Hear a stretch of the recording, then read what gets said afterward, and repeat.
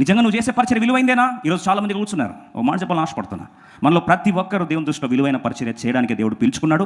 దాని కొరకు దేవుడు నేను బ్రతికించాడు. ఒకవేళ పర్పస్ అయిపోయింటే నేను తీసుకెళ్ళిపోయాడు దేవుడు. ఇంకా నువ్వు కూర్చున్నావంటే ఇంకా ఉద్దేశం నెరవేరలే. ఎన్నిసార్లు మనం లైట్ తీసుకుంటామో, ఎంతగా దేవుని పరిచర్యను చాలాసార్లు కాకతాళీయంగా, తుస్కారంగా, చాలాసార్లు దాని విలువ రాహిత్యముగా భావించడానికి ప్రధాన కారణం 1 కొరింథీ 12:7 ఆయనను అందరి ప్రయోజనము కొరకు ప్రతివానికి ఆత్మ ప్రత్యక్షత అనుగ్రహింపబడుచున్నది. అందరి ప్రయోజనము కొరకు ఆత్మ ప్రత్యక్షత అనుగ్రహింపబడుచున్నది. ఎవరికి? నాకు గట్టిగా చెప్పండి. అంటే ప్రతి వ్యక్తి దేవుని దృష్టిలో విలువైన వాడా కాదా? You are so precious in the sight of God, nobody else can replace you.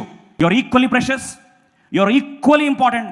సార్వత్రిక సంఘం యొక్క క్షేమం కొరకు నువ్వు చాలా ప్రత్యేకమైన, విలువైన, అతి ప్రాముఖ్యమైన వ్యక్తివి.